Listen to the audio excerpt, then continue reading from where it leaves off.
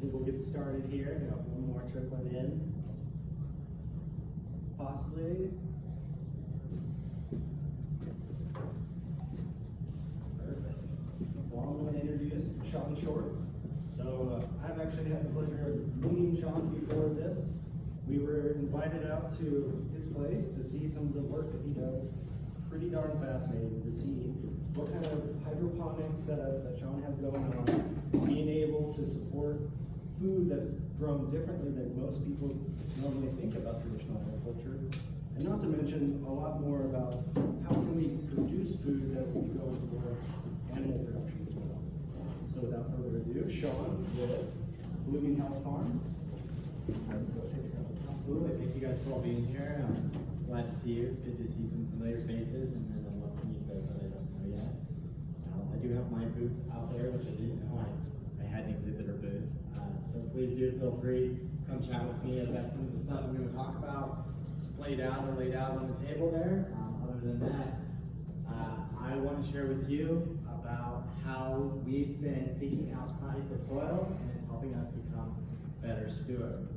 So I want to first start off by showing you this cool video and ask how many of us in here have chickens, because that is my big thing right now. So we've got chickens, or maybe you got goats, maybe you got sheep, maybe you got horses. So this, what they're eating is hydroponic fodder. This is barley grass grown over 6 days from seed to feeding out to those animals, which is pretty fascinating, right? So this, what you're seeing here, and I'll show you a little bit more here, comes out of a system by a company in Denver called Farm Box Foods. So they have a fodder farm, and it's an upcycle shipping container. We are a nonprofit 501c3 farm here in Greeley, and our mission is to help at-risk youth through agricultural entrepreneurship, and we've had a lot of success with chickens over the past couple of years. That's why I asked about chickens. And we've recently become a small-scale egg-laying operation. So we've had a lot of success with that, and so I'll be talking a little bit about that, but mostly about hydroponic fodder. But in the efforts to figure out how to build a business and grow a business, and yes, a nonprofit is a business, I've had to do a lot of interesting things and go out and meet a lot of great people. And so I met this couple, Ethan and Shay. Ethan and Shay were they are some homesteaders on the edge of Greeley, and like many of us out there, they've struggled to make ends meet. They've struggled to pay their bills, so they've been looking for side gigs for other jobs. And their first one was trying milking goats, and then they didn't have a lot of success with that, so they only had 2 goats when I got to meet them, but they told me they were interested in maybe doing some miniature highlands and some other things. And I asked them, I said, are you guys interested in chickens? And they said, well, we used to have chickens. We've had them before. We didn't do a very good job. I don't think we want chickens anymore. It's hard.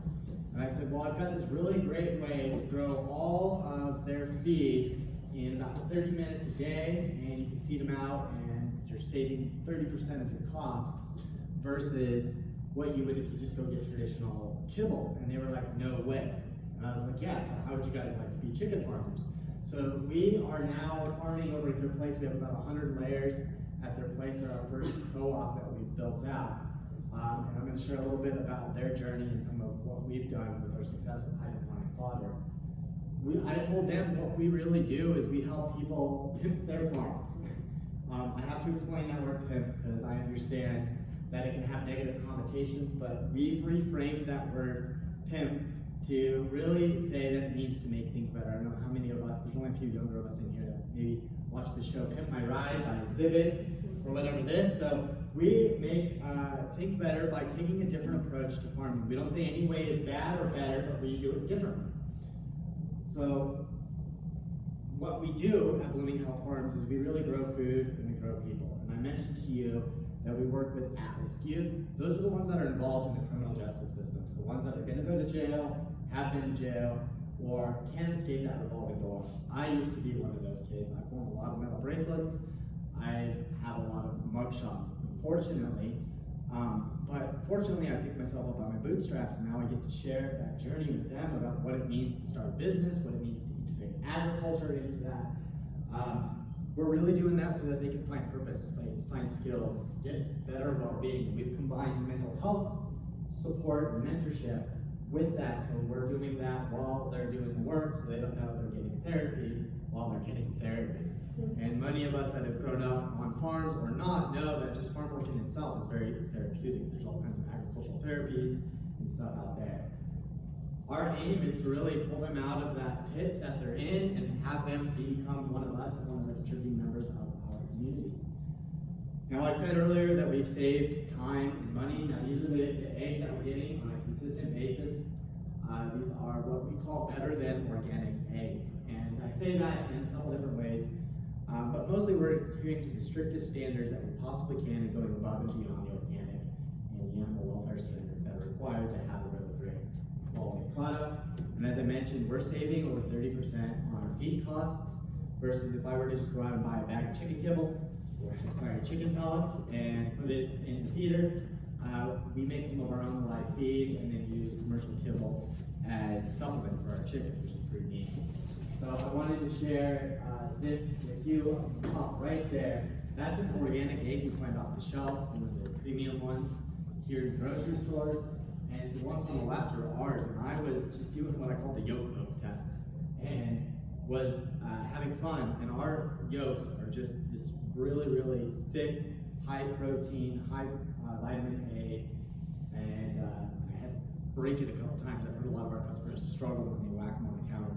So we're seeing really great results with our product because we're using a different way of feeding our chickens. Now, I know that there's been many of us that go into presentations and we come in, we see a new guy, someone we've never met before, and we're like, oh great, he's going to say a lot of great things, and then he's going to try to sell me something at the end, right? I don't know how many of you maybe have been in something like that. So I am trained as a teacher and as a salesman, so I really want to just tell you some of the things that we do at Blooming Hill Farms and what I offer. This is how we've been building our business. We've been doing it non-traditionally. We don't ask for a lot of money or have yet to get a lot of grants. We've done it all by selling products and services. So I'm just going to take a couple minutes just to show you real quick, and then I'm going to take the rest of this time to just show you all the valuable content that I've got. Is that okay with you guys?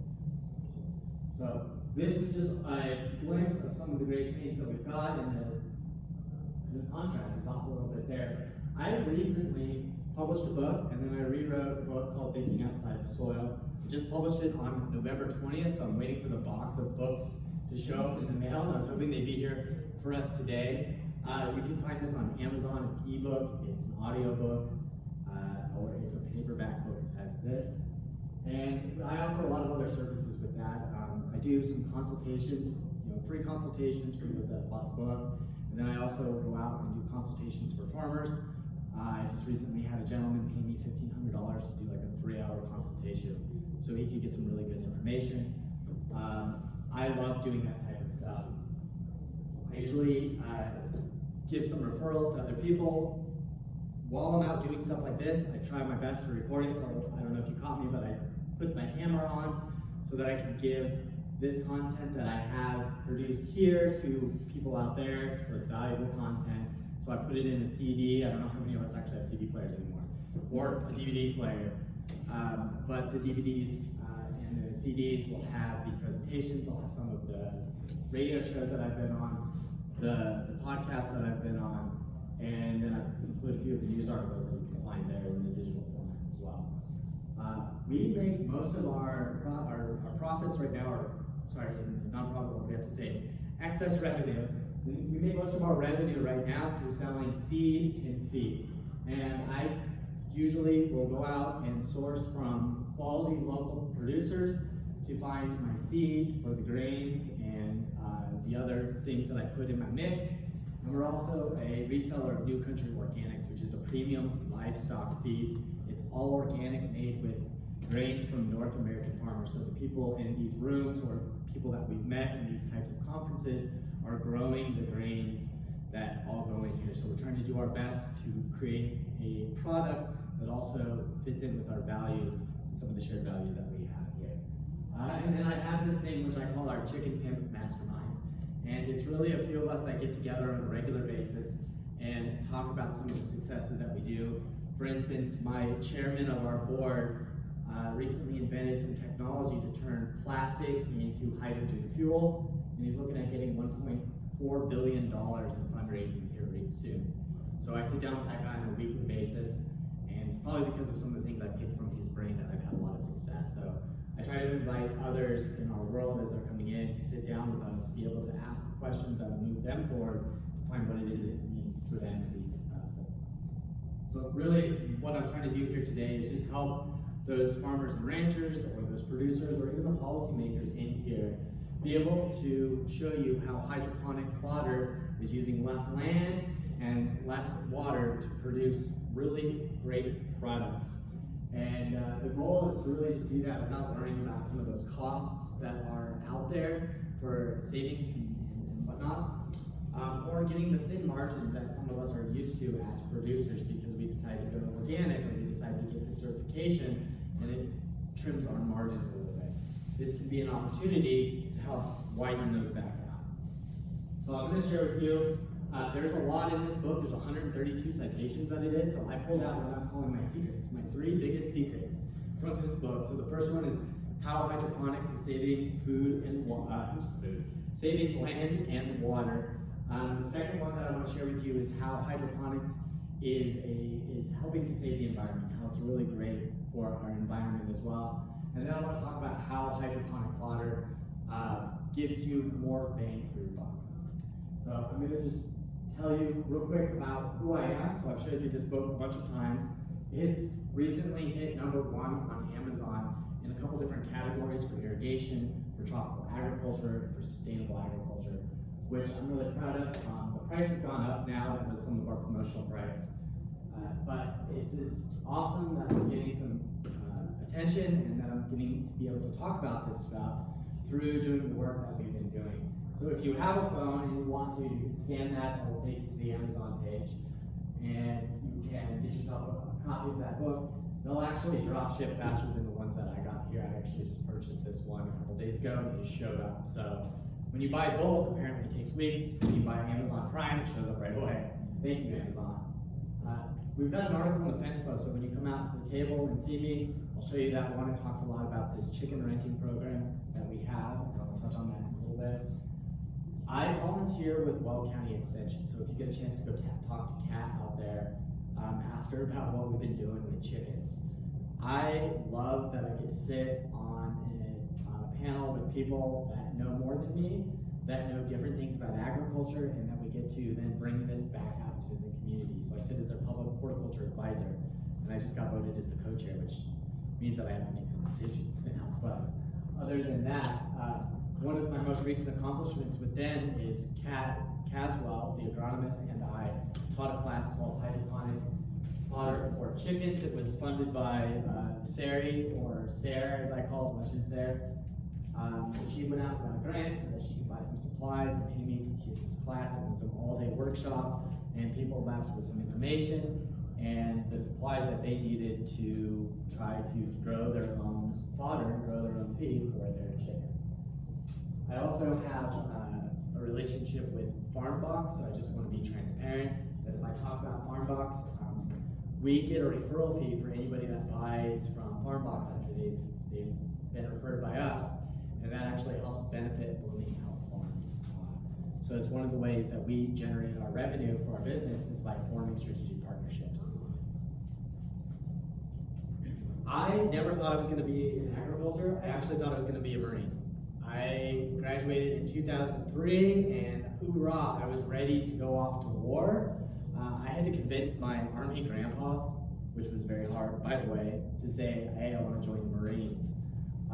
I did a delayed entry program where I was going to ship off a lot later, and I thought I was going to be a field radio operator or a sniper, but I wanted to go off to Breckenridge before I signed my life away and have some fun.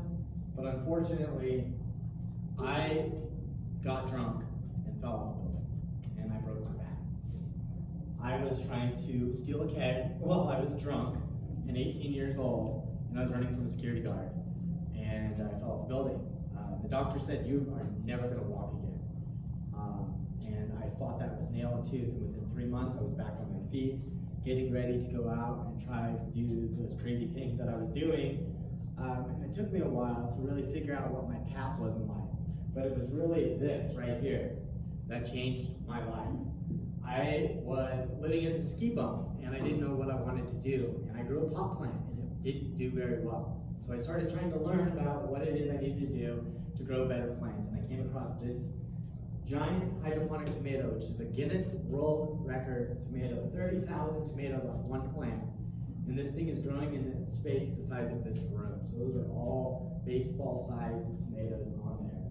And that's the only pot that they use, and they just water it like that. So I saw this and said, man, I think we should be growing all of our food this way.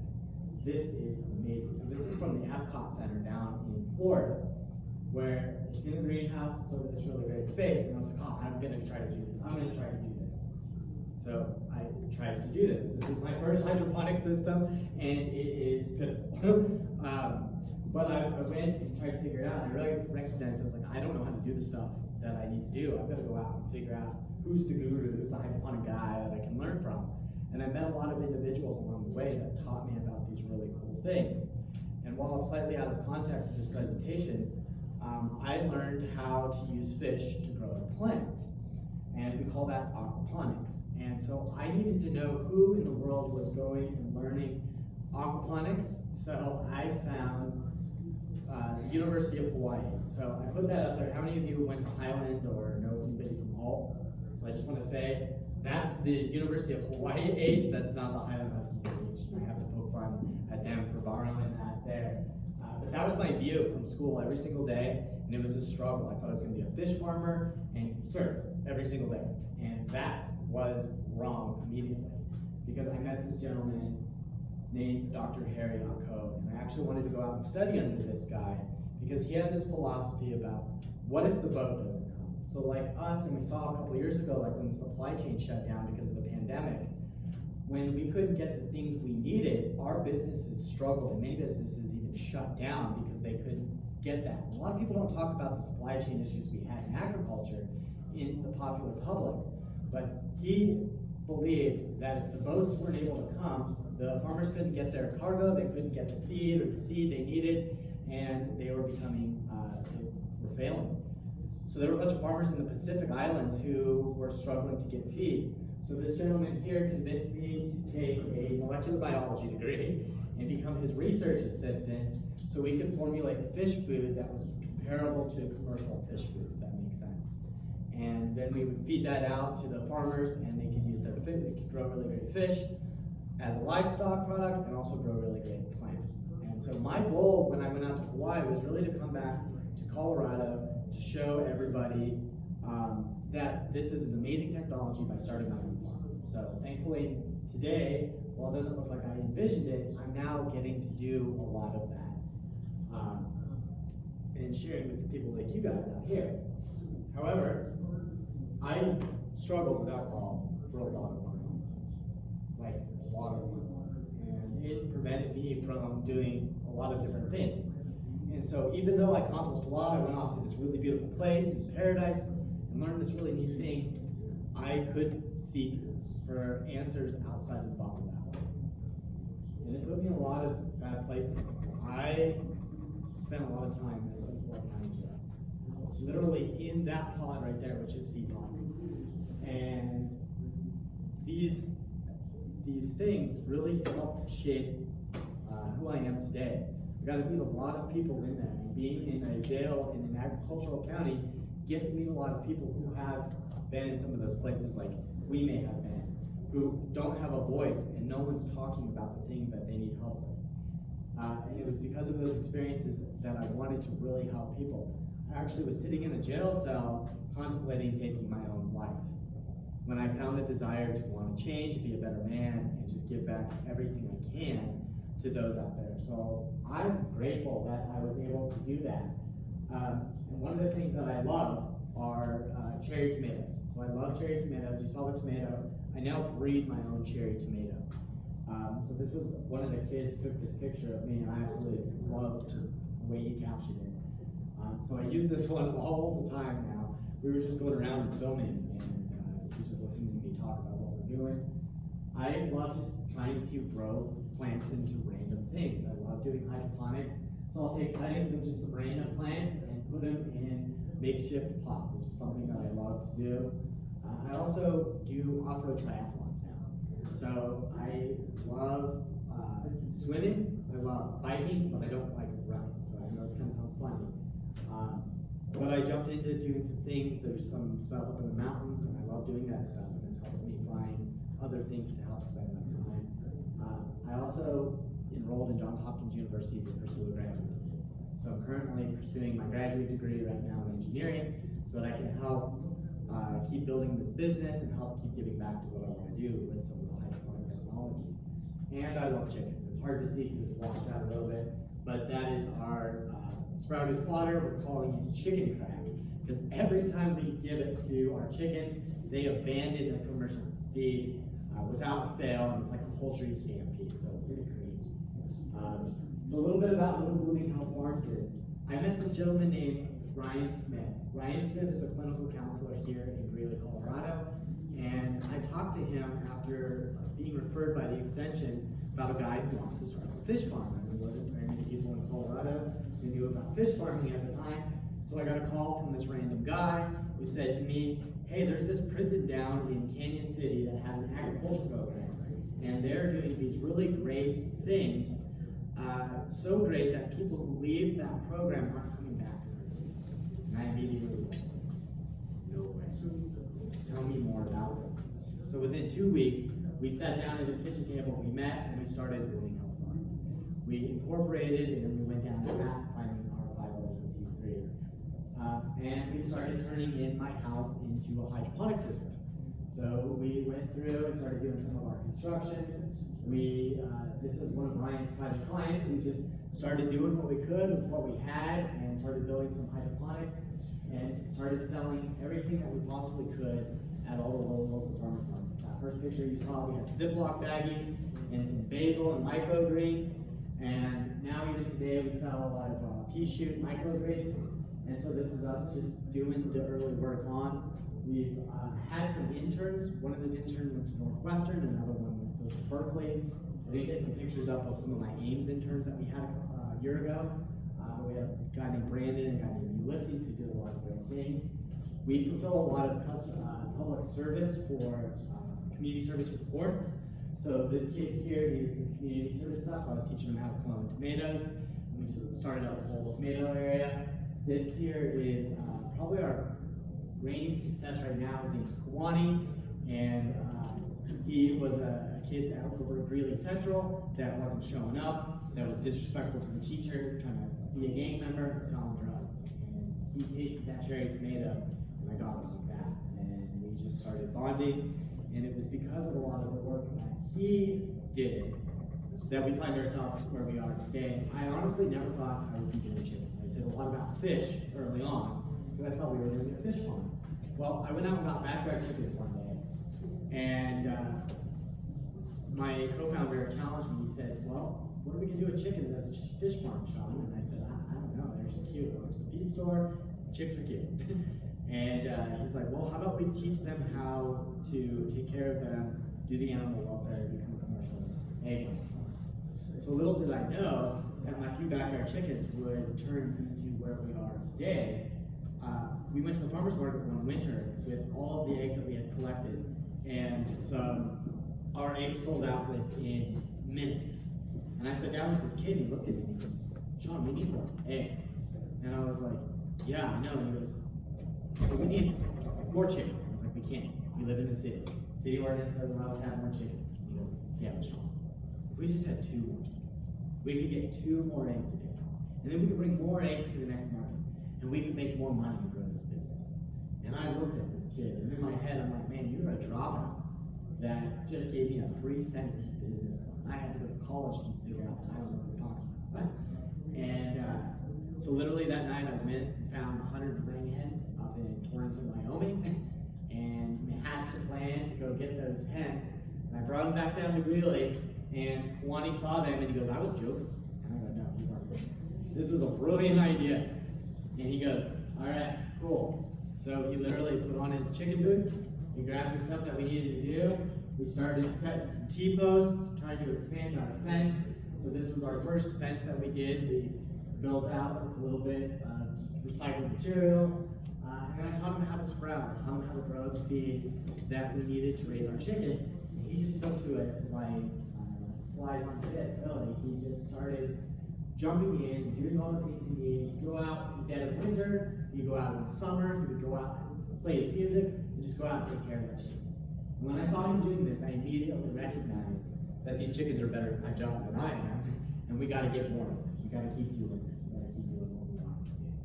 So we now have a lot of stuff with chickens. We have our own feed. We have a couple programs where if you don't want chickens, we have a program, if you want the long-term commitment chickens rather, we have a way you can get fresh eggs, bring all the feed, all the chickens you need, and the coop, and in the winter we'll come take that back. Or if you don't even want chickens, we have a hatchery program where I'll bring all the supplies for you to hatch out the chicks, keep them for a couple weeks, and when they're no longer cute, I'll come take them back and we'll go to our layer farm. So this actually is my newest acolyte, as I call him, my newest farmhand. His name is Junior. And so we're packaging up some bread. I showed him how to hold a chicken his first day, so he was super excited. And this picture on the right, we were at the farmer's market, last farmer's market here in Greeley. He set up our entire table, and then this lady was running late, and he turned over to her and just started helping her set up her entire table without question, without prompting. And then when she tried to reward him with some of her goodies, some of her treats, he said no thank you, and he went and bought some instead. And I was like, man, this kid's gonna 2 years ago, he was not at all like that. And I'm glad that I got him while he's on the cusp, because I get to really culture what I'm seeing. This is where we're at now. It's very humble, it's very small, it's where Sean got to see. We're doing our feed grow out here in this area. I've actually made one of the shelves, and I have bags of chicken feed on it now. So this is where Ethan and Shay and us are farming. It's panorama, so it doesn't do it quite justice. The coop is the building on the right behind the water is there. It's an old pole barn that we turned into a chicken coop. And we put some egg boxes in there and stuff, so we've bootstrapped their homestead a little bit, and now we share egg profits. We also have this really great opportunity to work out of this neat facility, which I recently got as a client. This is the guy I was telling you about that paid me to come up and do a consultation. I came up there and saw what he was doing. He said, hey, I need some more help. I want to hire you full-time so that we can get this thing really rocking and rolling. So I'm going to share a little bit of some of what we're doing further on. This is a system that was built at a farm, indoor farm, built out of 14 shipping containers. And each shipping container is an individual agricultural unit. He's got fish in one, he's got plants in another, he's got gourmet mushrooms in another, he's got a commercial kitchen in another, he's got a wine cellar, a machine shop, and a welding shop, and a few other ones. He's also got like a little tack room and some stalls for the few horses that he has. It's really, really cool. And we're out there right now helping him grow some of these crops that he needs to prove out his proof of concept, and then using some of that to generate some revenue for ourselves. So this is why we're here, hydroponic fodder. I love this picture because these cows, it's maybe hard to see in the background. I'm just kind of staring at these cows there. These are some goats from a dairy farm over in Hersey. These are some pigs and horses just munched down. That's actually all happens to be barley fodder. And I just love this picture. When I was writing my book, I found a lot of pictures of giraffes eating hydroponic fodder. So there's something about zoos, and zookeepers know something that I didn't know. But I also got to learn in all of my infinite wisdom that giraffes are ruminants, and I did not know that when I typed in ruminants and fodder into Google search thing. So that was one of my big ahas. It seems so silly. What's great is that it can be produced year-round. Hydroponic fodder uses a lot less land and space compared to traditional soil agriculture, cultivating those things in a traditional soil setting. Sometimes I'll use the words traditional or conventional, that's kind of what I mean, or I'll just say soil agriculture. I am a hydroponics guy, so if I say the word dirt and I offend you, please forgive me, but I will sometimes use that specifically just to see you guys smile. So, one of the great things about the space saving and land or water saving things is that we see significantly higher yields comparatively per area. so more weight per area. And those factors really help control and lower production costs. So how does this really apply to those of us in here, those of us at a water conservation, soil conservation conference? We're able to use a lot less water to grow the crops and the livestock. We're also able to use a lot less space to grow those crops for our livestock. And another really important thing about the space is that, especially during this time of the year, when we're mob herding or moving animals into a smaller area, hydroponics offers the opportunity to do the feed out and make less impact to that smaller area where all the animals are congregated. That would make sense. It's almost net zero waste, and I use that word almost because there's always going to be a little bit of waste that we don't ever figure out. But for the most part, you use everything from cradle to grave, everything that you're growing, you can recycle, you can compost, and there's almost zero water discharge as well, which is really amazing. And then now with renewables, we're able to have an almost net zero energy. So for example, just imagine a shipping container out in the middle of North Dakota, we heard earlier, where there may not be the services, there may not be the utilities. You can set up one of these things to grow a significant amount of feed. They're growing almost a ton of feed a day in a shipping container, which is pretty great. And so from a production and a consumption side, we're able to really cut and trim those costs. So I want to tell you, again, the three things, cover those back over here. I talked a little bit and touched on some of those things, but I want to dive a little bit deeper into those, and that's great. So the first thing is here, I want to tell you just quickly a quick journey of this book of how I came to learn this stuff. Now, the reason I wrote this book was because my mission is to really help the at-risk youth learn what they need to do through agricultural entrepreneurship. And that is just a big word that has a lot of different meanings. But for me, what it meant was that I needed to give back what was inside my head back to the community. And I was sitting on this board for extension, and I said to myself, I've got a lot of great information in my head. How can I use it to help the farmers that I hear that are struggling, that are having the challenges, that they're relating while we're sitting down every other month to talk about these different challenges that we're having in Roanoke County. And as leaders in agriculture, I was like, I need to help be part of this conversation. And it was really just to help farmers save water. That word, drought, it's like a 4-letter word here in Colorado. I don't think I've ever not heard that growing up my entire life. And this past year is the most rain I've ever seen in my entire life. So for those of us of our generation, drought is just something that's historical. It's probably not going to go away in this area as we understand it today. So I was like, how can I use this information? I knew that this drought really made feed quality scarce. It made feed scarce in general, but then getting quality feed, getting good hay, getting stuff that doesn't have barbs in it because it was grown too long, getting good pasture land that actually has nutrient-rich grass because we had enough water that year. New farmers were struggling with these things. I had heard it over and over and over again from doing things like this, from coming to the extension meetings and whatnot. And I knew that there were these other methods of saving water. We have government programs, we have improved sprinkler technology, and there's a lot of other great ways out there that we can learn about water saving. And I'm not here to say that they're not good. I just knew that there could be a different way. And these are the ones that farmers were most familiar with. I also knew that hydroponics across the board in all of the different industries has been showing that it saves over 95% water compared to traditional agriculture. So that's like saying 50 gallons versus 1,000 gallons of water. That's a lot, 950 gallons of water, or that 95%. It's a lot, right?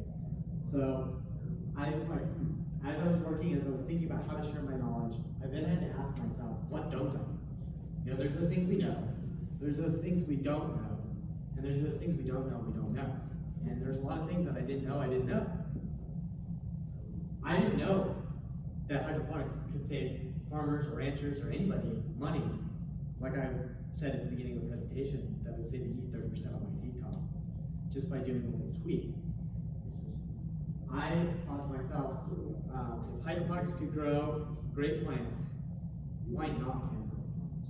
It has to be able, it has to find a way So really, the purpose of writing this book was to help figure out how to have that conversation, how to start doing this.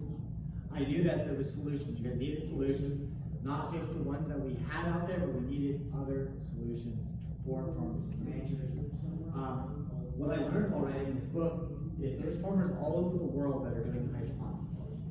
From here in our own state, when I met Farm Box, to all over the world, Malaysia, Australia, Japan, Iran, Iraq, India, Israel, Germany, France, all of these places all over the world, I was thinking of the countries that I read in my papers, are doing hydroponics.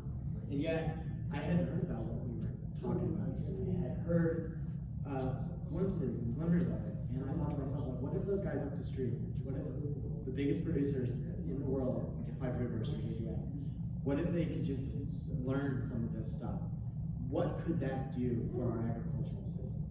If hydroponics is really that great, how well could it help those that are farming in a way that may be contrary to how we believe farming should be done? So I had to, it was like a mission, I had to write this book. One sunny day, while I was sitting at home last July, so this is pretty recent, I got a call from this gentleman, Josh. Josh is a producer that uses NRCS. Alex with NRCS actually referred him to me, and I don't traditionally take numbers that I don't call. I get a lot of spam calls now that I have a business.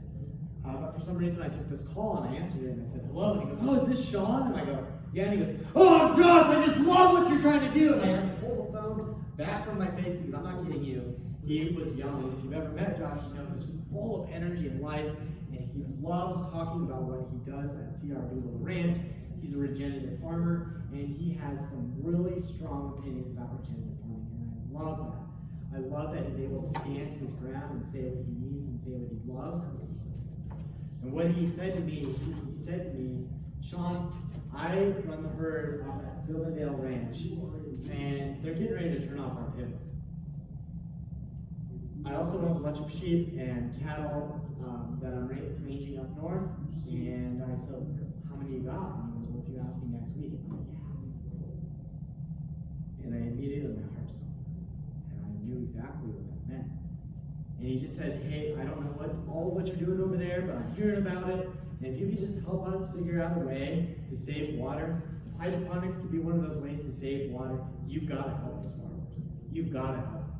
And I was only working on this book for about a few weeks at this time, and this solidified my path for a long time here. So what I want to talk about, how it saves water and saves land, is through a couple of different concepts. So I want to talk about water use efficiency. I don't know how many of us hear that word, but it can tend to be like one of those words scientists like to use that we never actually explain or talk about. So water use efficiency is just a fancy way of saying how much yield are we getting versus how much water we're using. So it's a ratio. And it's typically expressed in whole numbers. The bigger the number, the better the water use efficiency. The smaller the number, the worse the water use efficiency, if that makes sense. So how much yield are we getting, or how much water are we using? And it's typically expressed in metric numbers. So one of the things that I tried to do in this book was make this language accessible as well. So try to explain that stuff. To try to convert things from a metric, because how many of us remember a metric? Or can convert, what's 1 millimeter in inches? Exactly, right? So we weren't taught that stuff, and for right, wrong, or indifferent, it's preventing us from having clear conversations about what we need to. Science is all done in metric, but farming here in America is all done in imperial units. So how are we going to have a conversation with you guys as a scientist if we're talking only in these things that you don't even understand? You're going to tune out as soon as I say the word leader. And we can't have that conversation. So those are the real core things that I want to drive home. Water use efficiency. And then the other way that we talk about how hydroponics saves land is this idea called land sparing. I'm sure some of you guys have heard of land sparing. The idea is how much land is spared by using hydroponic methods versus conventional or no-till regenerative farming methods.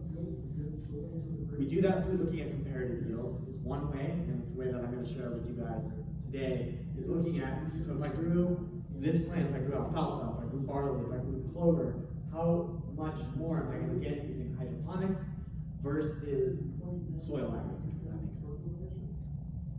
So I love using case studies. Case studies are just real world situations that show, rather than some dry study that some researcher does, these are real in situation type scenarios. And again, I just put that up there to just remind us that it saves a significant amount of water. So it's like 50 gallons versus 1,000 gallons of water.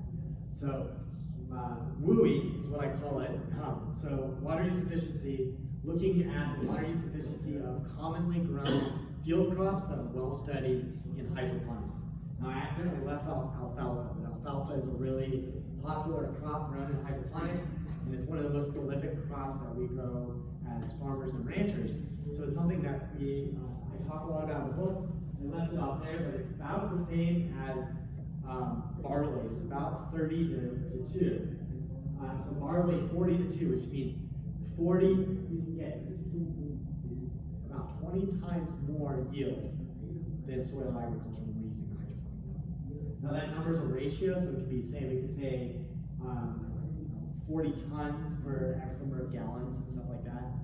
When they break it back down, they just reduce it to be as simple as possible. But the point is to show that there is some really neat information, like clover and barley, significantly better, and then there's some gaps.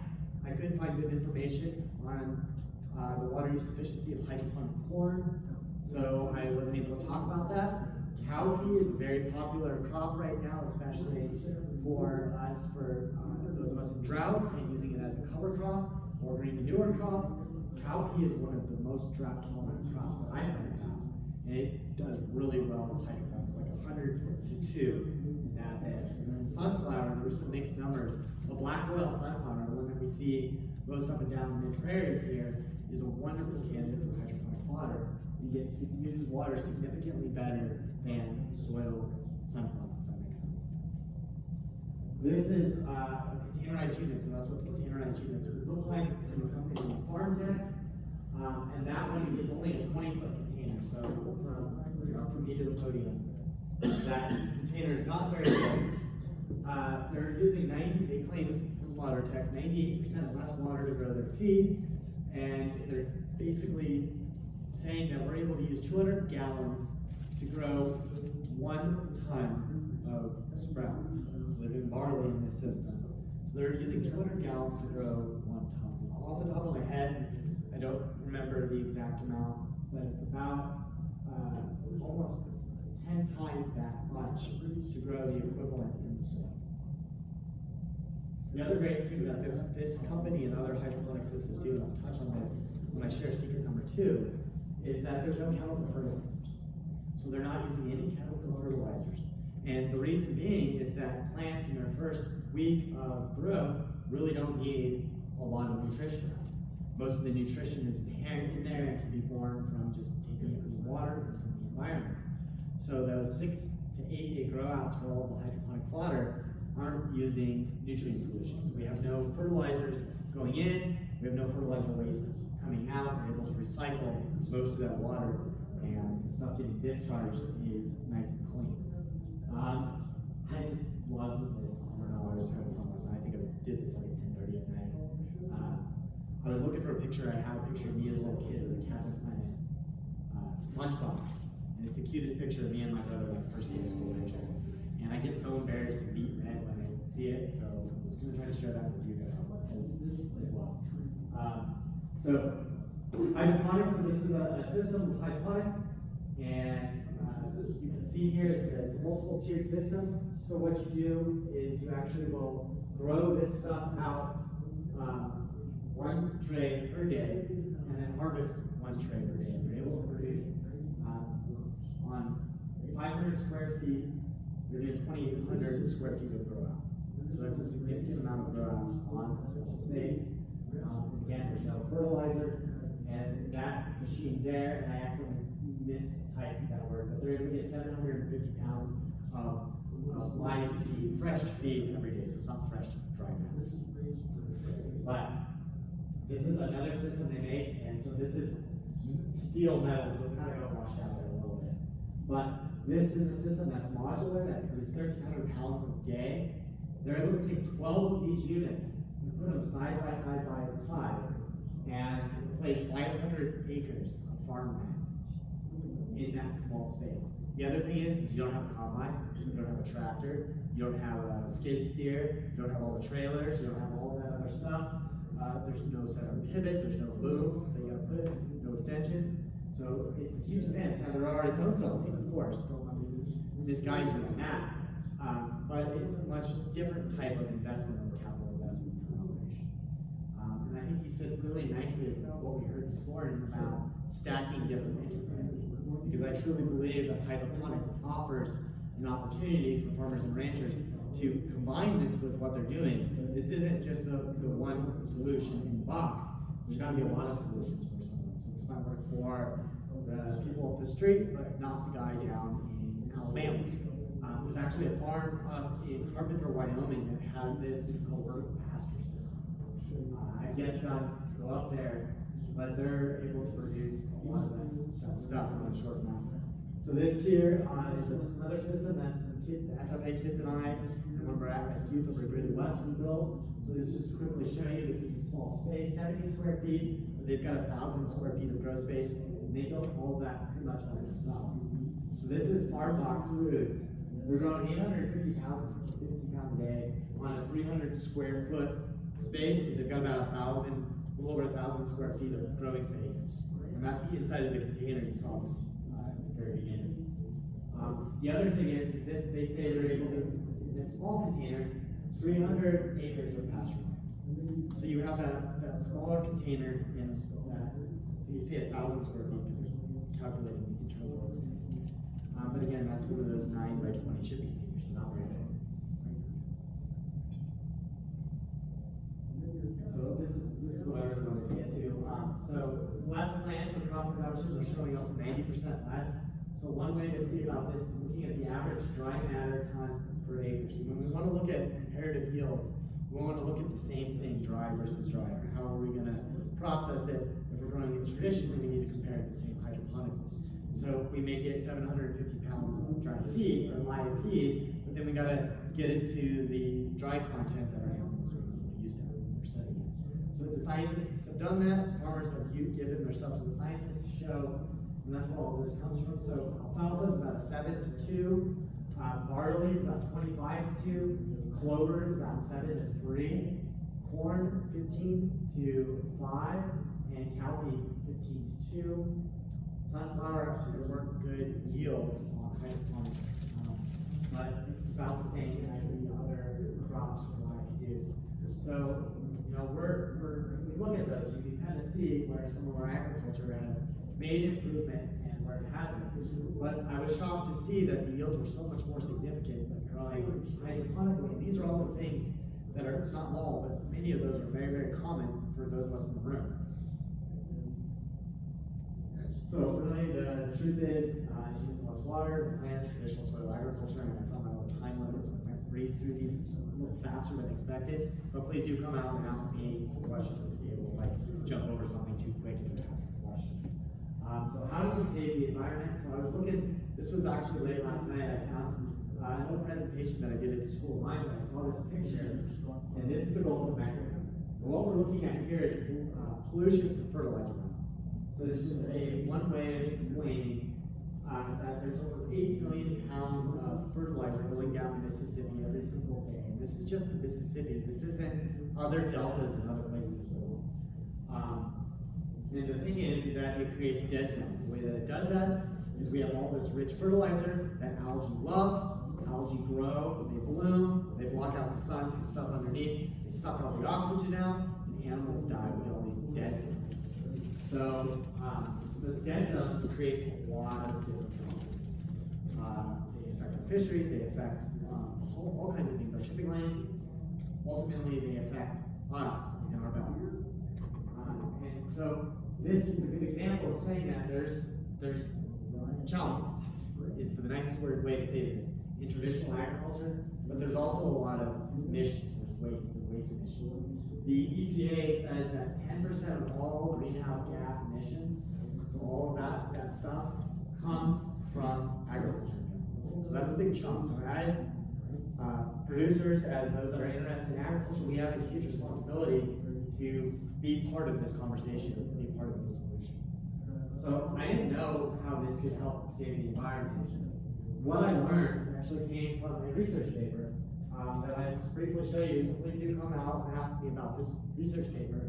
But I found this, and it's hydroponic water and greenhouse gas emissions, how to talk about climate mitigation strategies and policy development.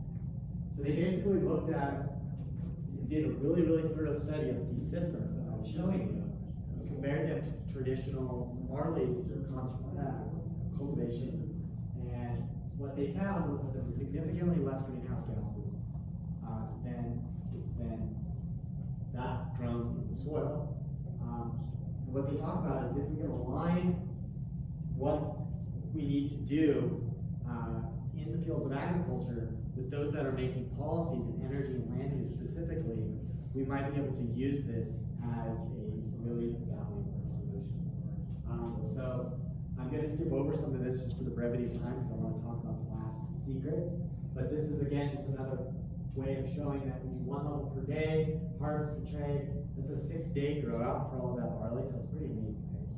No fertilizer, and then almost 1,000 pounds a day. So just to really quickly compare about this, just look at how it's different. You know, when we're doing conventional field stuff, some of us are only able to do that once, twice a year. We're lucky 3 times a year. Depending on what we're growing, we harvest multiple times or just once per year. Barley, for instance, depending on if you're doing it for forage or for grain, has a much longer grow out than 6 days.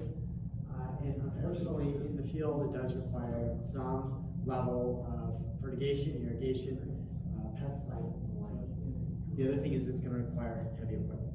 So there's those different ways of looking at that, comparing those two things. So what they found was that there was 7.4% less greenhouse gases using hydroponic water. The other thing is carbon sequestration. So I use the word land sparing because it's less of a mouthful. But what they found is that when you use a hydroponic unit, you are actually sequestering carbon better than if you're going out and doing no-till farming, which I thought was pretty impressive and pretty surprising. And there's some cool things I'll share with you guys when you come out and chat with me. I mentioned about it being the renewables allowing it for zero net energy. So that's what they found. They found that it reduces, that it captures carbon. So those are a quick recap. And I wanted to say, touch on this, that there's those of us in this room, and those of us in these places, that get to have these conversations about policies involving land and energy. And I'm desiring to be part of that as well, to tell that this is a solution for farmers and ranchers, and we need that. And I put a blank bullet point there on purpose to just say, we need to find more. But they don't all have to come from me, they have to come from the common conversations on the ground. So I'm just going to skip through this whole stuff. One of the questions that I get asked a lot is, what do you do with wastewater? You know, there's water that's going to be wasted. So we had Reg 41, and which follows the Clean Water Act, which tells us how we can dispose of water. Unfortunately, there's like no pollutants in that wastewater from the hydroponic system. So if you had any pollutants, you would have to get a permit for an NPDES permit and apply to the Colorado Department of Public Health to discharge garbage health. So you don't actually have to do any of that stuff with hydroponic water. So the last thing, real quick, I'm just going to scoot through this because I got a couple minutes left here. And then if you guys have any questions or whatnot, I can play your team does. So I used to work for this company called Aquaponic Source. We built big greenhouses and stuff like that. Then I got to meet that gentleman named Nico, who showed me this unit here, this bark unit. So this was what I saw when I first drove up, and got to see this beautiful facility built out of all upcycled, recycled stuff, shipping containers, wood or snow fences for the wood, all recycled iron and whatnot to get what they needed. And that's the inside of the facility. That's what it looks like. So you can see this is the weld shop. Back there is the machine shop. There's fish in here, hydroponics in there. You can kind of see, I don't know if there's a pointer on here. Back right corner is the stables and the tack room. So he's got all kinds of different stuff. There's even a wine cellar in there as well. So that's where we're growing. This is some other areas where he's growing. But that's junior there, so those are all of our pea shoots that we just went and harvested about a week ago. And we're marketing those either in small clamshells, or we're looking for some restaurateurs and stuff like that. And then we're about ready to get some basil and romaine started up in that system there. So that's just a shipping container floor space, as you can see. So 9 by 40 measurements. It's not very big, 300 square feet.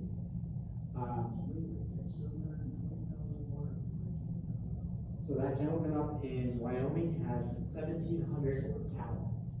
And he's producing 72,000 pounds of barley every single day. Because he has one of these vertical pasture systems. So that's just something that I wanted to share with you guys. His yields are huge. Things that I just want to really point out is now, of course, please do challenge me on these because I'm a hydroponics guy, and I don't necessarily spend all of my time investing or going out and looking at purchasing these things. But it's expensive.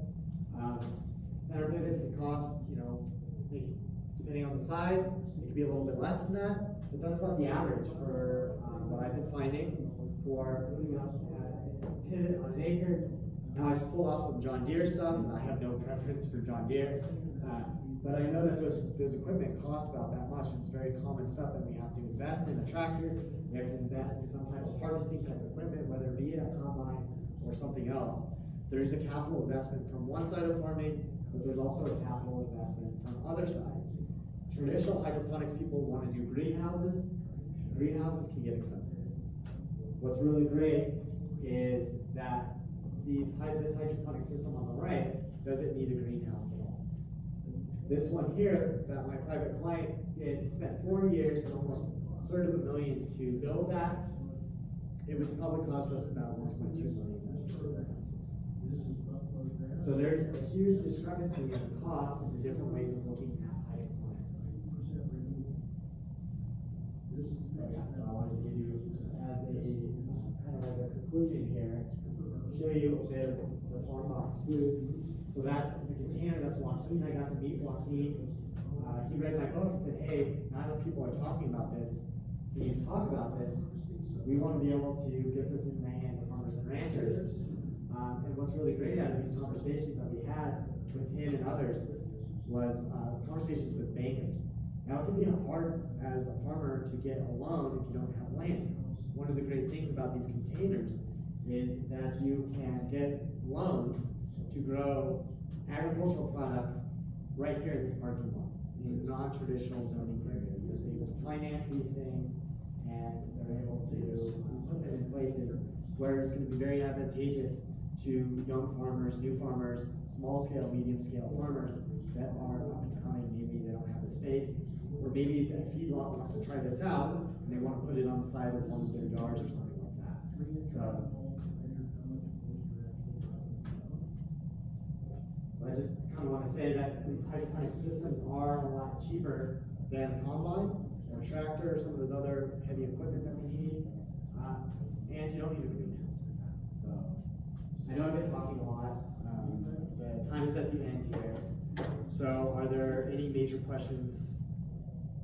Yes. Just to make sure I understand this, so you don't take the barley or the crop to maturity. You sprout it, okay, and then you get it so tall and then you're done. Correct. Yes. Now, is it automated how you harvest it, or does it pull a tray off and you dump it, or? There's a couple different ways. There's different. So your question is basically, are we growing it out? We're not growing it out to maturity, and so we only grow it out to 6 days, and it's shown that within that first week that there's a high nutritive value. So once it goes past that week, it starts building more of the cellular or the lignin plant material in there. You're getting less of that nutritional value. So you're kind of taking advantage of that, if that makes sense. That's why we're growing it up to that point. Now those systems that I showed you, they're semi-automated and fully automated. So some of the work you got to go in and still got to move the barley grain around and then harvest the stuff and take it out, but the system will water, it'll irrigate, it'll light, it'll do all the environmental monitoring all for you. So there is some of the actual, you got to do the same work and then go feed it out, which which is going to be work on both sides. The systems that I first showed, the hydrogrid systems, are fully automated, everything except for the harvest.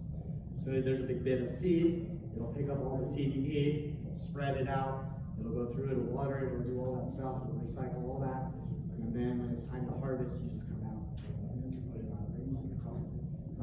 You just dump it, let it dry out, and bale it. Both, so we feed it out, live feed, right then and there after that 6 days. So like what you saw at the very beginning, those animals are eating that pretty much right after harvest. And are they blending that? Are they using this for like their wet, high nutrient feed, and do they blend it with the dry? Yeah, it's a bit of a combination, so I think it depends a little bit on their management practice for what your animal and what your feed availability is. I like to compare this is very similar to like if you've got a full pasture system. So you're essentially feeding them pasture grass at that level, if that makes sense. So depending on what your feed management program is, depending on the product you might be producing, that could be a significant amount or their sole rations. Does that make sense? Now, a lot of farmers will still go out and feed hay. They'll do, whatever their hay mix is during these times. And then some producers will include it at a small percentage, like a supplement. Does that make sense? And there's actually a lot of different strategies. I'd love to unpack some more of those and get some trade some contact information that we can talk about. Yeah. Any other major questions?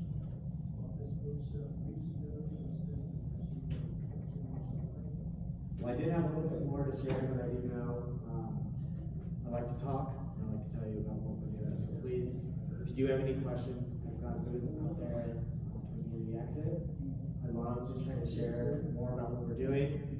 Well, what we're doing allows us to move our mission forward, both by helping us become really great stewards of the earth, but also giving back to the people that used to be like me, so that you guys don't have to worry about your cars getting breaking in as much or stuff like that. So,